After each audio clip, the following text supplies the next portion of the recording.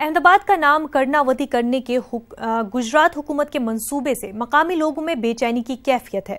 مقامی لوگ شہر کی گنگا جمنی تہذیب کا حوالہ دیتے ہوئے وزیر اعلیٰ وجے روپانی سے شہر کا نام تبدیل نہیں کیے جانے کی اپیل کر رہے ہیں۔ مقامی لوگوں کے مطابق احمدآباد کا جوہا پورہ، سرخیز، لال دروازہ، خانپور، مرزا پور، جمال پور، کالو پور، دریا پور، شاہ پور، شاہ عالم جیسے کئی علاقے ہیں جس میں مسلم اکثریت میں ہیں، لیکن ان علاقوں میں ایک دو نہیں بلکہ سینکڑوں کی تعداد میں ایسی کالونیاں اور بستیاں موجود ہیں جن کے نام ہندو شخصیتوں کے نام سے منسوب ہے۔ ان کالونیوں اور بستیوں میں مسلمان آباد ہیں، تاہم ہندو شخصیتوں کے نام سے منسوب ان کالونیوں میں مسلمانوں کو رہنے میں کوئی دقت نہیں ہے اور وہ کبھی اس نام کو بدلنے کی اپیل بھی نہیں کریں گے۔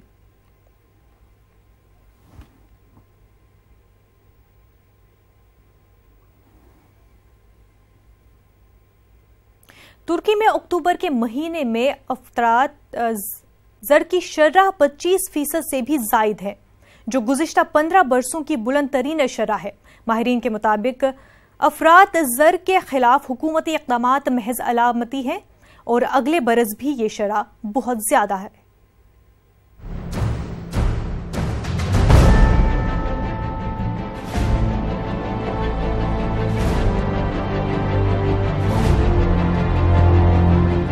ترکی میں غیر معمولی افراط زر کوئی نیا مسئلہ نہیں ہے۔ 1990 کی دہائی میں تو یہ شرح 90% تک پہنچ گئی تھی۔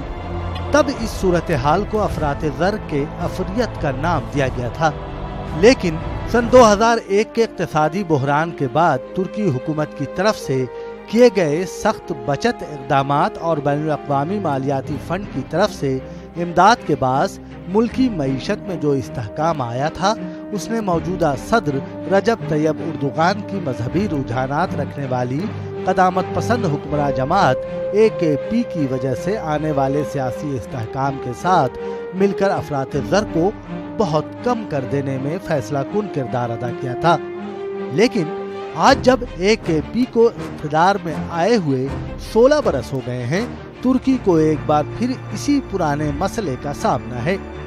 ملکی معیشت کی حالت غیر مستحکم اور افراط زر کی شرح بہت زیادہ۔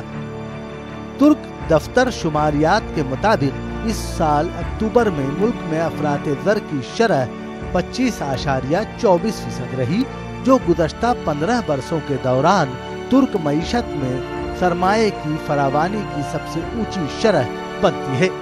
اس دوران ملک میں اشیاء کی قیمتوں میں سب سے نمایاں اضافہ ملبوسات اور روزمرہ استعمال کی دیگر مصنوعات کی قیمتوں میں دیکھا گیا، جو قریب 13% رہا۔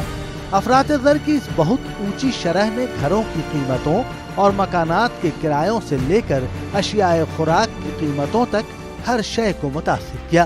اس کا ایک نتیجہ یہ بھی نکلا کہ بین الاقوامی مالیاتی فنڈ نے افراط زر سے متعلق دنیا کے 180 ممالک کی جو فہرست جاری کی، اس میں ترکی سب سے زیادہ افراط زر والے پہلے 10 ممالک میں سے ایک تھا۔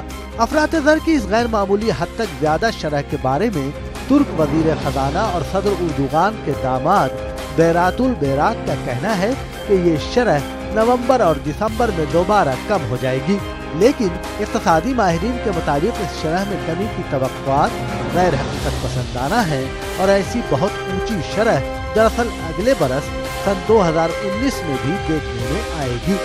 ماہرین کے مطابق اس کا سبب یہ بھی ہے کہ ترک حکومت کے بہت زیادہ افراط زر کے خلاف اب تک کے جملہ اقدامات زیادہ تر علامتی ہی ثابت ہوئے ہیں، اور ترکی کی حکومت تو اب تک ترک کرنسی لیرا کی قدر میں بے تحاشا کمی کے باعث پیدا ہونے والے بحران پر بھی قابو نہیں پا سکی ہے۔